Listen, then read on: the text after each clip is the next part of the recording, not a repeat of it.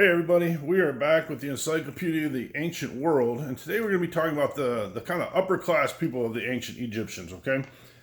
And it starts with the educated few, okay? Very few people got to go to school, and in going to school, anyone who could pay could go to school, okay?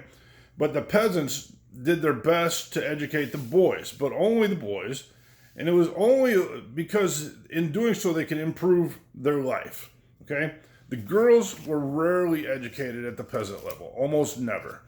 There was no value in that for them, as far as the parents were concerned. The rich, though, both girls and the boys were educated.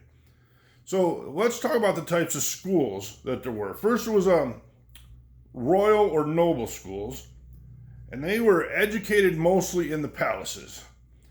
They had private tutors, and all the children would sit together and learn. You also had temple schools, kind of similar, but a little lower level than the actual royalty. And then you had village schools, which were attached to local shrines. The classroom itself usually started with children at around 5 years old and up, and here they learned both scripts, the hieroglyphics and the hieratic. And the way they learned back then was mostly through a lot of copying and reciting of text. They would sit there and literally write them out over and over and over and over again, or they would recite them over and over and over and over again, and both. They used a book called the Kemet, which means the completion, and it's just a simple text of letters, phrases, and expressions.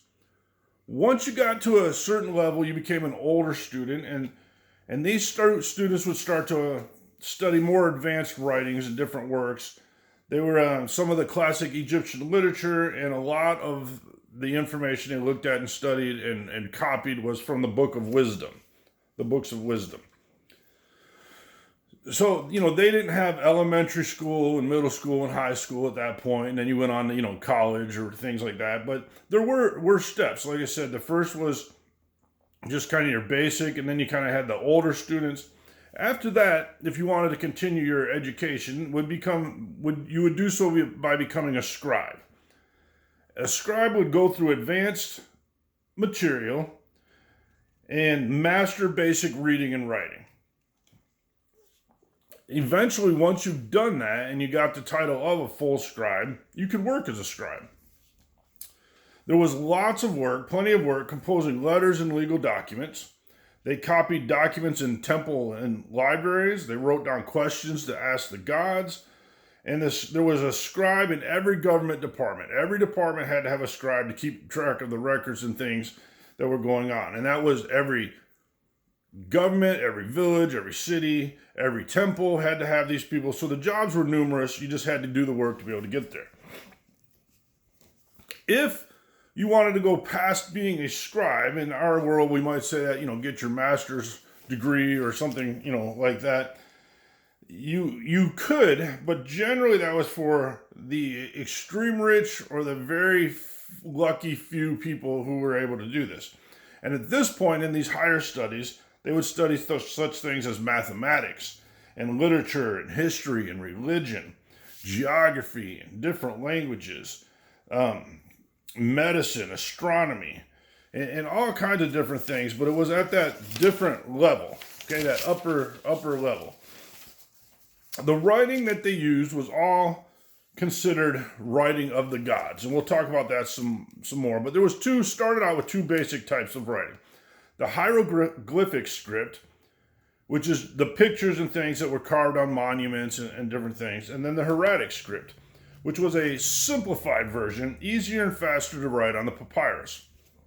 These were all believed to be holy scripts, okay? Holy writing. Again, the writing came from the gods. The Egyptian belief on writing was that it was given to them by the god Thoth.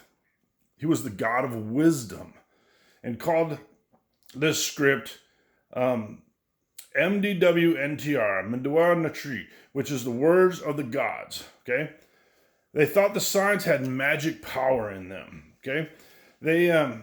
So the hieroglyphics were a name that was given to this by the Greeks, and it means sacred sculptures. And basically how it works is it's a very complex system of over 700 different pictures, And many stand for an actual object, but they also may represent a sound. And so based on how they were placed together would create the writings and things. The letters don't include vowels. The vowels are only there in the spoken word. And so once it's written down, you can read the hieroglyphics, and they can be read in different ways depending on how they were written. They can be left to right, right to left, or top to bottom. But there's usually always a little symbol that indicates where you're starting from. You can tell by the bird symbol facing that shows you which direction to start from, okay? Look in your book, it explains it, gives you some pictures of that, makes it make a little more sense than me just telling it to you. Then you had eventually a new type of script that was added. They had this, like I said earlier, the hieratic script, and then they added this demotic script. The hieratic script was a kind of shorthand of the hieroglyphics. It was developed in the Old Kingdom, and again, named from the Greeks, and it means priestly, because mostly it was used by the priests, and it was, like I said, much easier to be able to do and to write in a kind of a simpler way. Then you had the demotic, and it was a kind of a new shorthand that was created, and even more simple than the hieratic. It's a much simpler version, easier to write, easier to use, and it means the peoples. So at this point, the more common people were able to do some reading and writing. Lastly, we want to talk about the Coptic Egyptians, okay? And just briefly, and I'll explain why in just the end.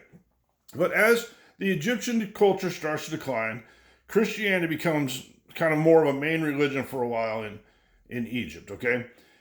It's very difficult to describe Christianity in the English language, so there's some changes that were needed to add and create to this new language, which became Coptic, okay? And this Coptic language is now the closest language in the world still spoken to the ancient Egyptian language. The Egyptian Christians today are called Copts or Coptic Christians, okay? And so just really the mentioning all that is to show that the language has survived in some forms, whether it's the written hieroglyphics that we're able to translate, all the way to the use of the Coptic language that's still being used today by some Christians in Egypt. Thanks.